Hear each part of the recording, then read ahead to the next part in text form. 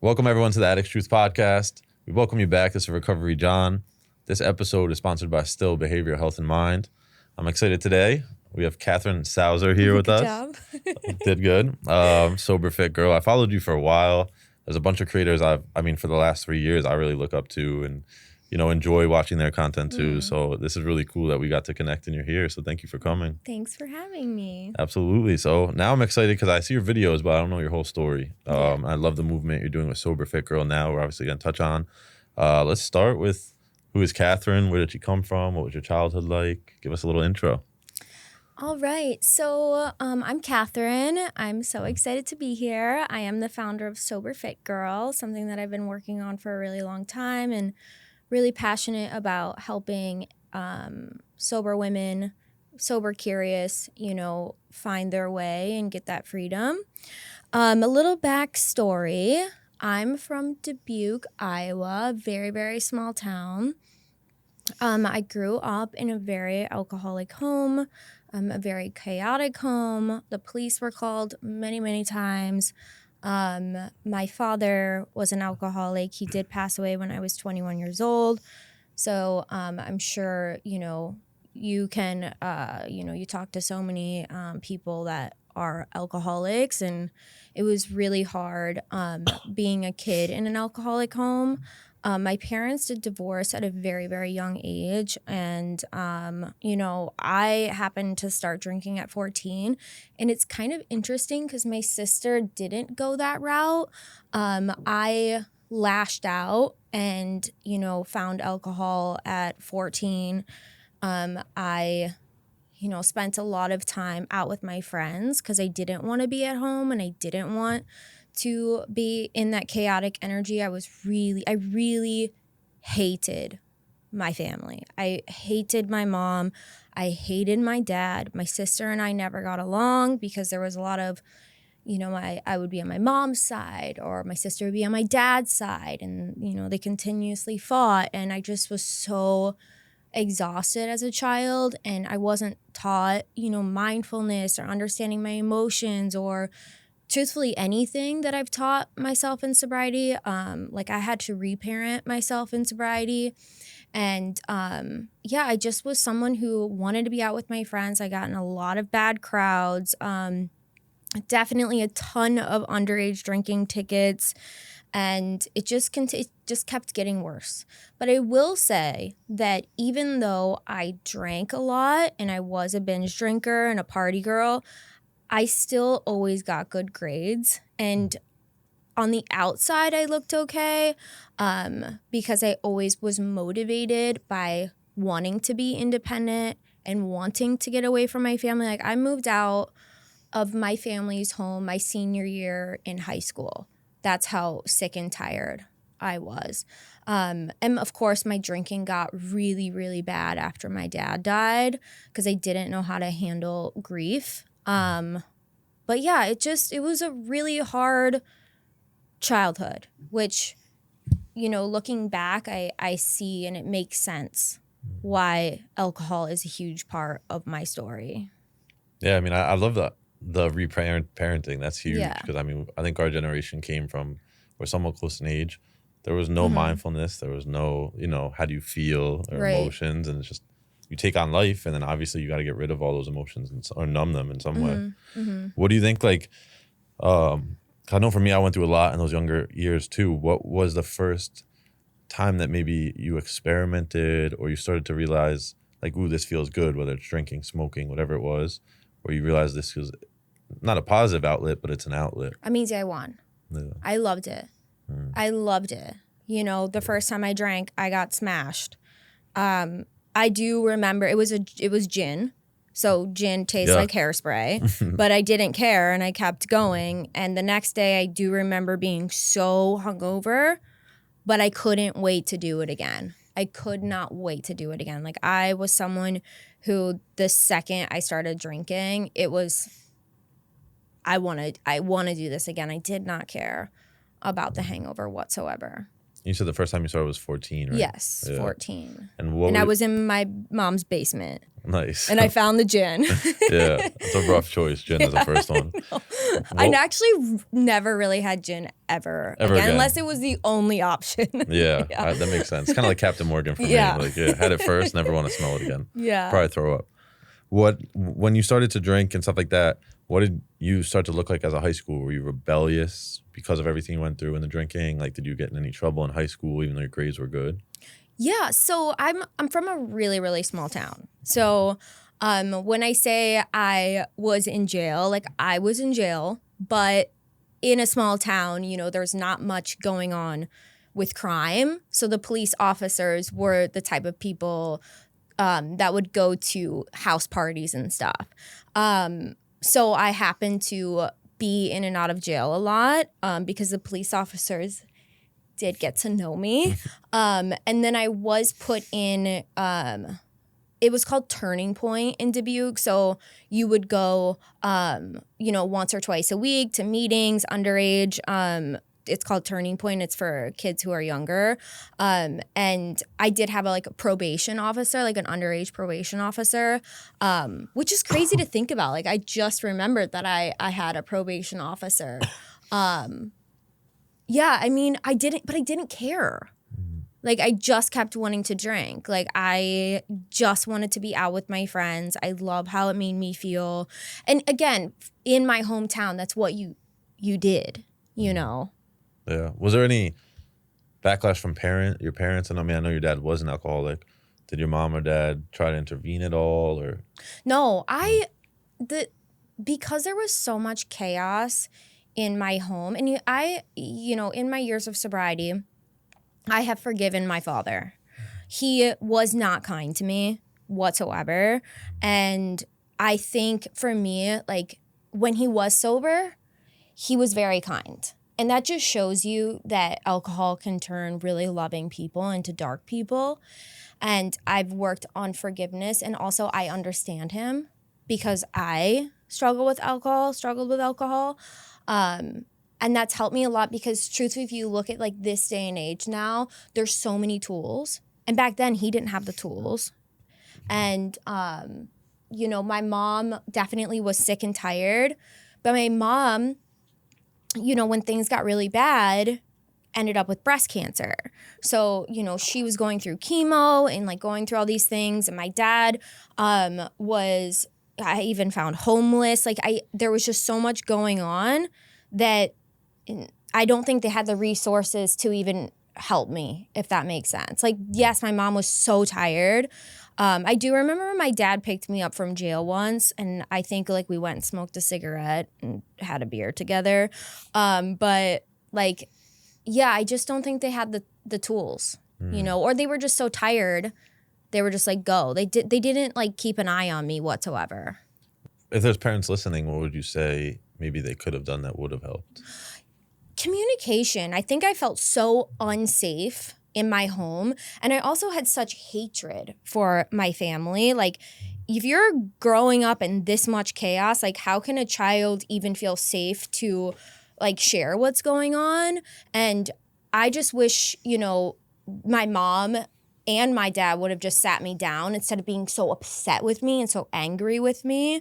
I truly think just communicating and asking questions. Like, I think there's always something deeper, and even educating them on like what happens when you drink alcohol, binge drink.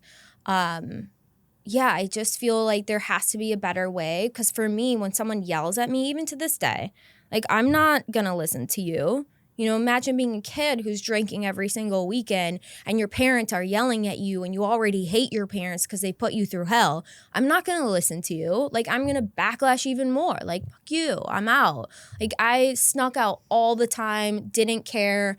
I was definitely too, like, when I was drunk around my mom, I would be a really bad kid. But of course, I was doing the best I could with the resources I had available. Like, I hated my parents. Yeah, no, I always say whenever I speak to parents, I'm like, the only advice I can give you is communication that's opening and warm. Because like, I think I held on for 10 years addiction because the fear of like, ooh, I'm in trouble. Like, I was a grown man, I wasn't gonna get spanked, but it was like, I don't want to get in trouble. You know what I mean? And once my parents were kind of just very calm and like, are you struggling? Do you need help? Then I was like, now I'm comfortable having this conversation, you know? Yeah, I was just neglected a lot. And that must have been hard, just knowing they're struggling too. Yeah. Yeah, I can only imagine. So let's talk about, you have some funny videos we talked about. Because they're so important and relatable to what females and males are struggling with today. One thing I love about your story, happy for you that you weren't a full-blown kind of, you know, addict or junkie like myself in that sense, but I think that's more normal now, and more of an issue is that normal, I'm gonna black out tonight, let's black out. Like it's almost a plan or, you know, so take us through kind of some of the times that, you know, or one or two times that really stuck with you where you like woke up and you were like, this is terrible, you know, whether you got in trouble or didn't remember what you did, that kind of red flagged you that like something's not going right here. Well, I always woke up hating myself, but that was my baseline. So if you've been doing this for how many years, like your baseline is feeling like shit, right? So, and everyone around me was blacking out and, you know, of course, like I look back and I always was the drunkest in the room, but I didn't really have anything of contrast to see, you know, until I met a woman who was sober, but that's like later on. I had a lot of rock bottoms. I'm a geographic jumper. I've lived in 10 different cities, 2 countries. I always ran from myself. Each one had a bottom, but I thought of running away from that life would make things different. It was just a continuous feeling, but I did not want to stop because I liked the party, you know, so much that it felt like worth it with the hangover in the morning. And also, I mean, if you look at my father, he was an everyday drinker. You know, every single day, clock strikes 4 p.m., he's drinking at least a 12-pack. So if I'm thinking of the alcoholics around me, I look like an angel, right? Because I'm only drinking Friday, Saturday, and like sometimes always Sunday brunch. Can't miss Sunday brunch. That's a new thing. Can't miss it. So I just think that I got finally sick and tired. Like the last day I drank alcohol, I woke up, didn't know if I slept with the person or not, which was a horrible feeling. Lost my phone, lost my purse, lost my keys. But that wasn't anything quite different. It just was, I was so sick and tired. And I was sober curious for 3 years before I got fully sober. So in that time, I was drinking less amount of days, but when, like I said at the beginning, like when you don't have a contrast of what is the opposite of being a drunk person and you start to swing back and forth from sober you and drunk you start to fall in love with the sober you. And now you have a contrast of, okay, like I'm feeling so good sober, which I've never hit this baseline of feeling happy. And then you drink again, you're like, wait, I was feeling so good. And then when you feel so good, it's like, whoa, I realized how bad I was feeling. And that's when things really started to click for me.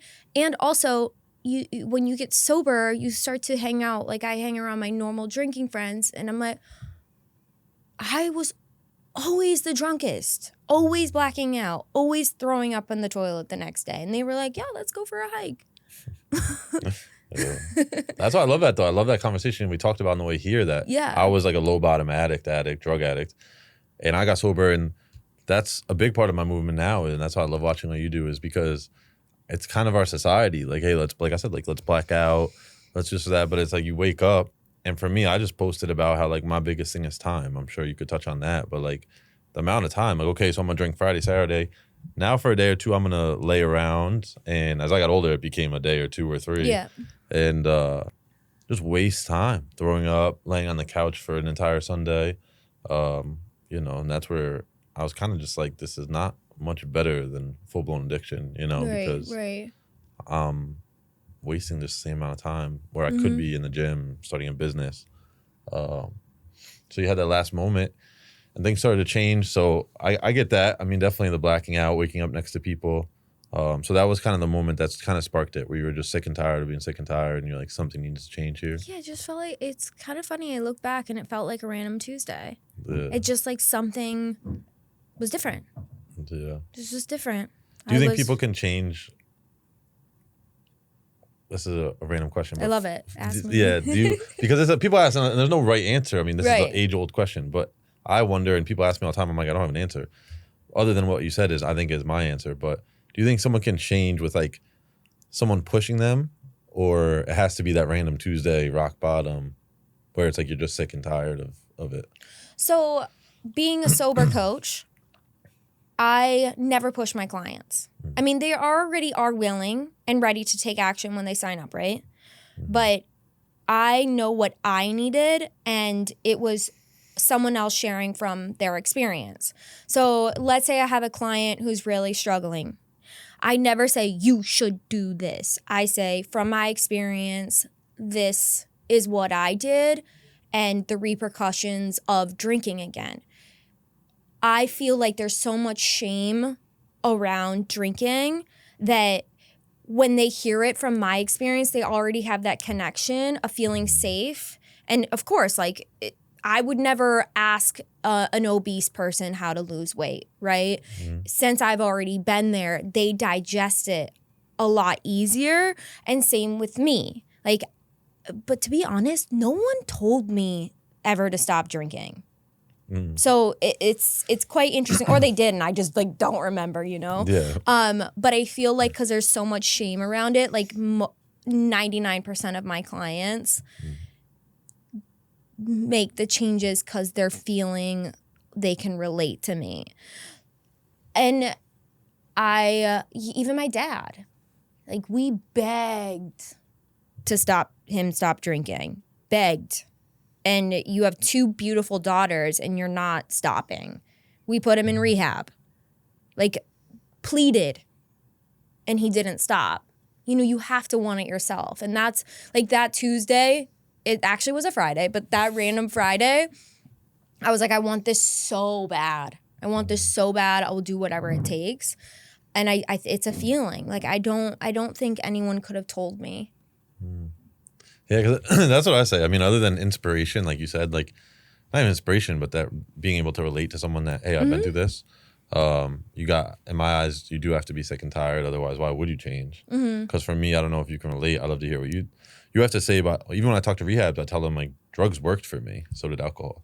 You know, it just happened to ruin my life at the same time. Yeah. Like, it quieted the noise, it quieted the anxiety, but then I had to wake up the next morning. Do you feel like you had the same, like, that's why you were I mean, using alcohol worked until it didn't, you know? I think for me, the grief of losing my father was the biggest reason I drank. And I know that because a lot of the times when I would drink, I would go home to my apartment by myself or wherever I was in the world at that time, and I would sob. I would cry. And that's who I was thinking of. So if that's what's coming out when I drink, that's probably my highest root cause, right? So as time went on and I'm suppressing this grief, it was no longer working. It was making everything so much worse. It felt like my skin was turning inside out because it was just like exploding out of me. And I know this because when I got sober and I moved to Bali, it was my anniversary of my dad's passing. And I cried for 8 hours straight. And I just felt like my inner child was there and I was finally feeling it. And it was what I needed to feel sober, not drunk. Because when you have these breakdowns before the breakthroughs, right? And I promised myself I wasn't going to drink over it because I always drank over it. And as time has gone on and, you know, over 5 years sober, I'm sitting here talking about my dad and not, you know, of course there's moments I cry, but I can share his story and help someone else, which really is the gift. Because if I'm drinking, I can't help anyone. But now I can use his story as an inspiration to someone else. And, you know, and again, alcohol worked. It did numb it. I didn't even know why I was drinking. But when you start to have clarity, like, okay, alcohol is a problem, I'm numbing, I'm escaping, you start to understand your triggers. It's like grief. and I'm never going to be able to process this because I'm also re-traumatizing myself from the previous drink. So, okay, I'm going out on a Friday, right? I'm getting smashed. Monday, Tuesday, Wednesday, Thursday, I'm obsessed with the previous drink and like, oh my God, who did I sleep with? Who did I text? Blah, blah, blah. Like, how do I have time to process the deeper stuff, right? If I'm always drunk or always hungover. I call it trauma stacking in the Sober Fit Girl community. It's like, I'm just stacking all of this trauma, and it's like all of the root stuff is under here. And so for me, that's why moderation didn't work. I had to completely remove alcohol to even access this stuff that's deeper that I needed to. Or, I mean, at the end of my drinking days, I wanted to die. I really, really was over it. And I think it was like the third time before my last drink, I was having, I don't know if it was psychosis. I still don't know, withdrawals, whatever. I felt like a demon was following me in New York City, like an entity. I was freaking out. A funny story is I went on Instagram and I found this like witch that did this like cord cutting thing, and I laid there in my apartment like thinking this like witch is gonna heal this demon, but it was from alcohol. So, I mean, I just wanted to share that story because it's so weird. You know how you're like talking and then like these crazy stories come up, but it was, it wasn't working anymore. I was seeing things. I mean, that could be psychosis. I'm for sure that you can relate. Oh, yeah. No, there's times where, I look back and sometimes the stories scare me. Yeah. I'm like, what was I thinking? What was I seeing? I truly thought a black blob was chasing me around New York. Yeah, no. And that's what there's even people out there that talk about, that's why they call it spirits, because there's like it felt like a spirit. Evil spirits in liquor. You know what I mean? It was like, stop drinking. Yeah, I mean, I get it. What would you say before we get into the next topics? Well, what would you say it was the craziest party city you lived in? Vegas. I was a bottle service girl. Oh, okay, that makes sense. Yeah, I was in Chicago. I have an accounting degree. And back then, like, you don't make any money post-college, but that's like a whole nother topic. I was living with cockroaches. There was a cockroach in my shower. I didn't even shower because I didn't want to get, the cockroaches freak me out, and I have PTSD from cockroaches.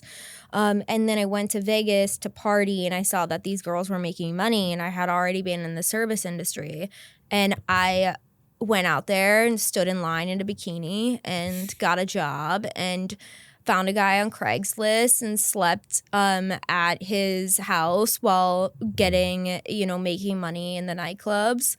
It was bad because that's when I'm from Iowa. So we don't know what a Chanel is. Like, that's not a thing. So you go to Vegas and it's like, holy shit. Like, there's all this stuff. And that's when, the drugs started to kick in, materialistic world started to kick in, and things just got really, really bad, for sure. Like stomach ulcers, and that's when I was 24. So, add 6 more years onto that. Wow. Yeah. And that's not a good place to put a girl that's drinking partying like that in Vegas. No, not a party girl. Especially not a bottle girl. That's wild. Well, so then, what city were you in when you had that random Tuesday and things started to clear up? You're in New York? Yep. And what was kind of your first step when any type of sobriety or things started to work? So for me personally, like, I got community, but there was this girl who I worked with. Well, I didn't even know. I don't even remember. It's so funny. I was recording a podcast the other day for a Sober Fit Girl, and it was the last day I drank, but I don't know if you feel this way where like your timelines are super confused.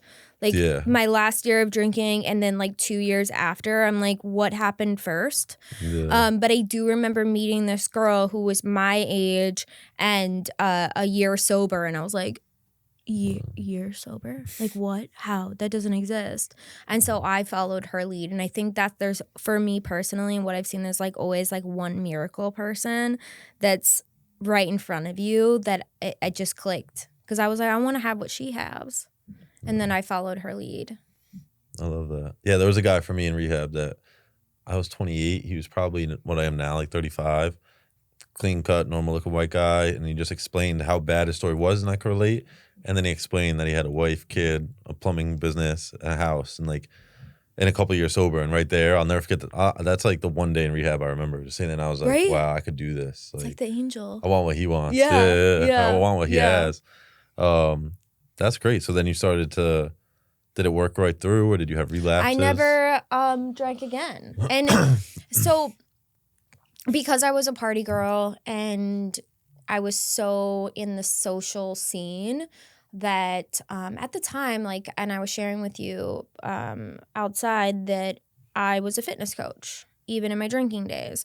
And I was running retreats in Tulum, and I had a business running retreats, and my fitness platform was doing well. And I had a retreat. I created a retreat in Bali, never have been. All right. So that's the retreat was March 20th to 30th of 2020. So I got to Bali March 10th. The pandemic hit on March 20th. The Indonesian border shut. So I stayed.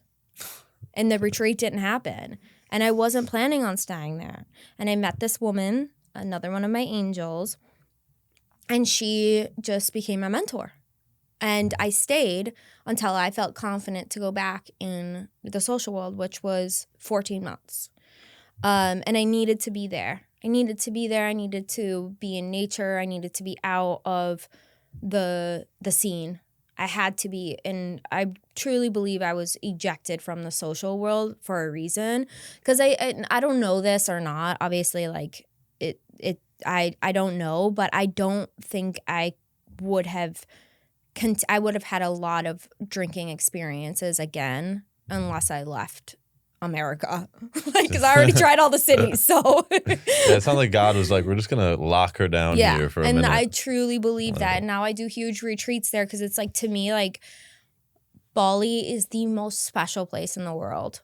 It's so the Balinese are the most loving and kind. They don't have much. And coming from Vegas, and I was so obsessed with the material world when I was in New York, like Chanel's and all of these things, and like Cartier's, and like wanted to have all these things. And then you get there, I had a suitcase to my name.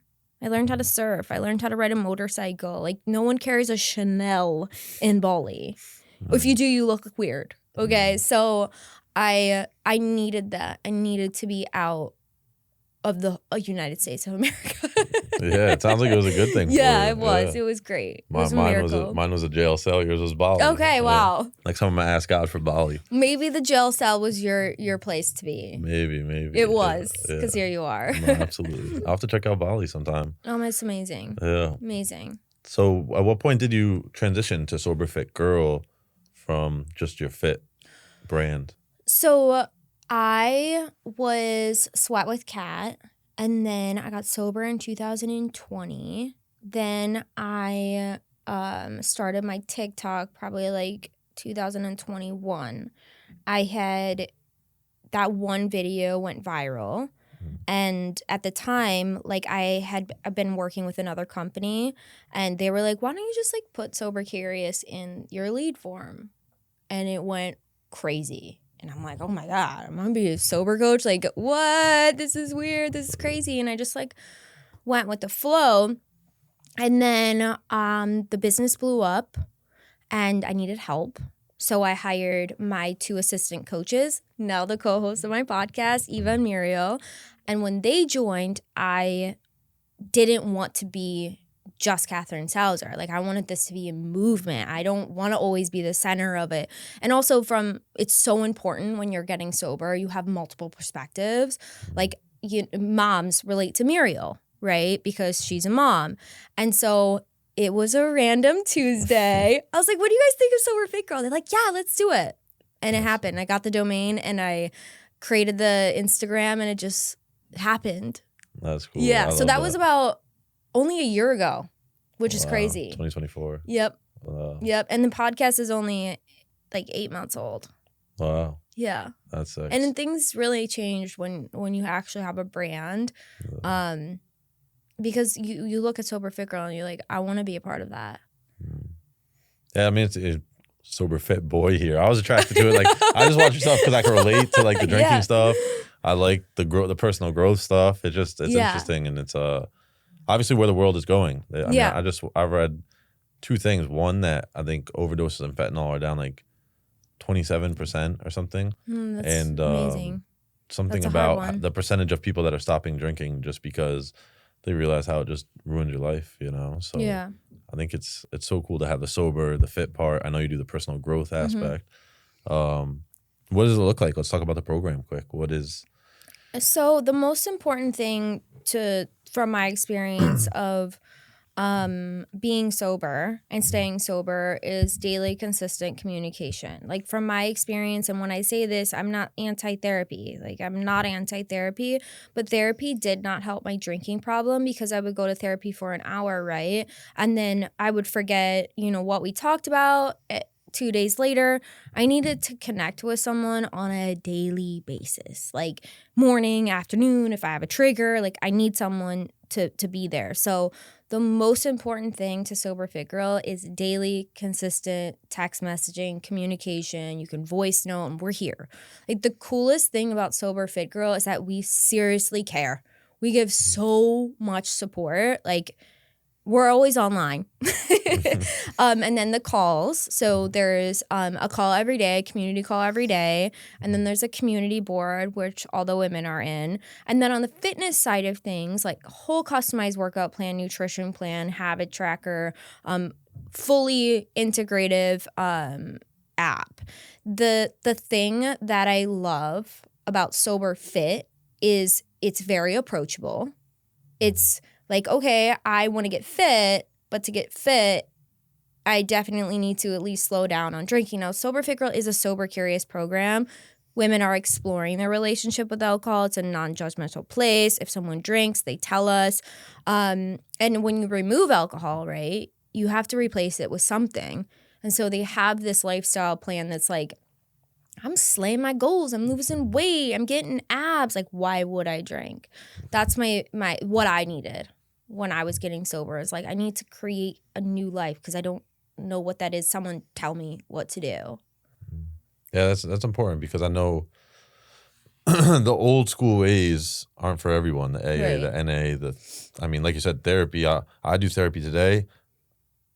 Maybe it helps me stay sober, but it's not my sobriety at all. It's a totally different. Right. That's for not me, your at like least. program. Yeah, it's like it's part of my program, but that's emotional and mental health. It's different. So I love that you guys have this, and it sounds very successful. Obviously, I've heard only good things about it. You take guys. You're considering taking guys. How does this work? We have a few male clients that we love. They're great. Awesome. That's great. That one of them checks in and he's like, I'm so grateful the Sober Fit Girl community accepted me. And we do take guys. It's something that I've really thought about for a long time. Like obviously I'm focusing on the women program. But it's something like I would like to do is create, because there's not really anything out there that's like sober curious dude. Yeah. So I have the domain.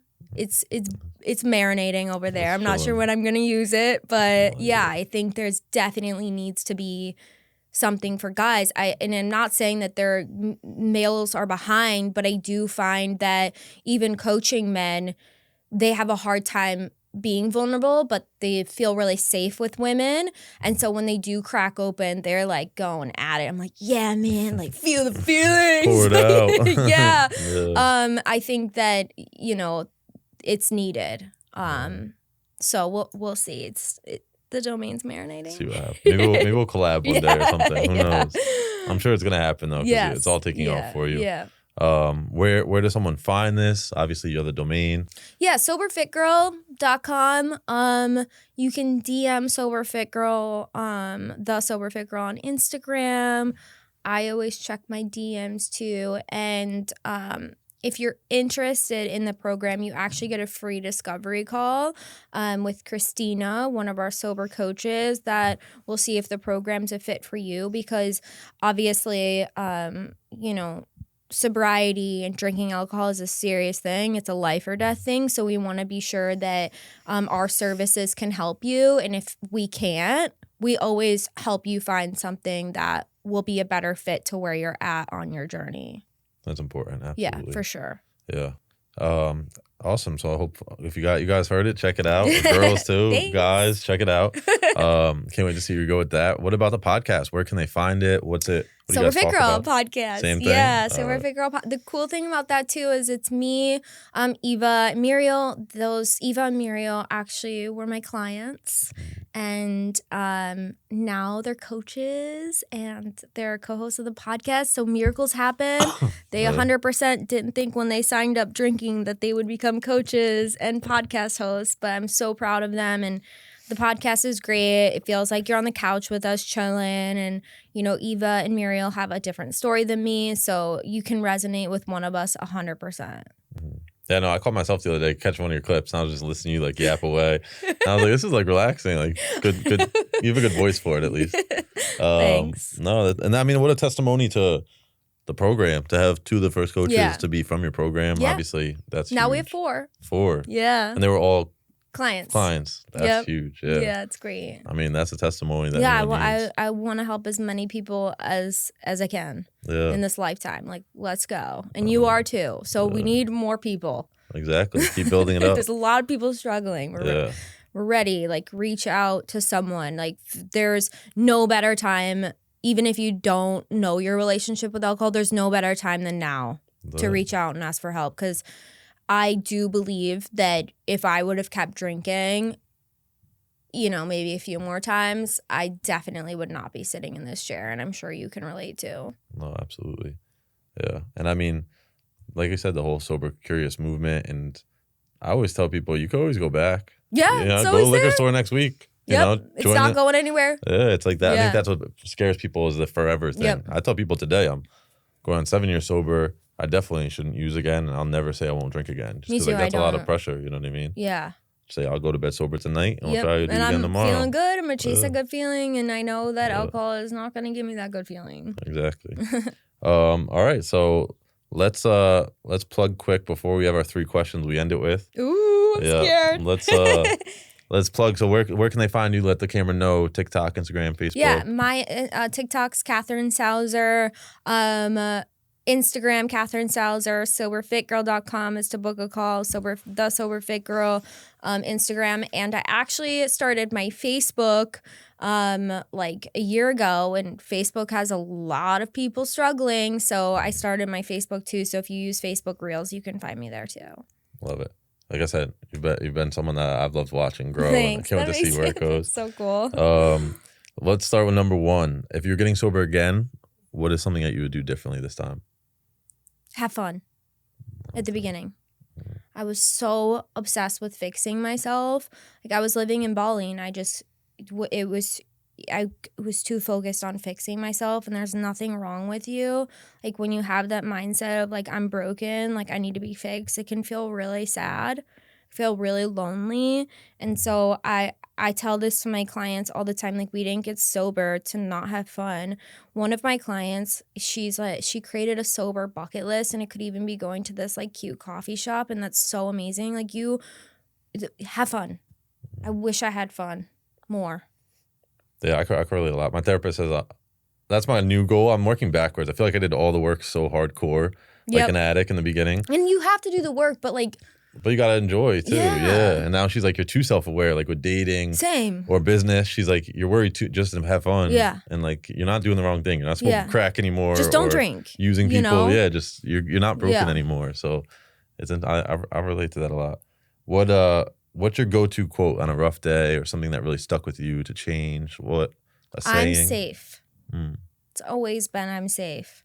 I remember saying that. I don't even know if that's a quote. It's not a quote, but it's like my affirmation is I used that my first 2 years because I would have these feelings.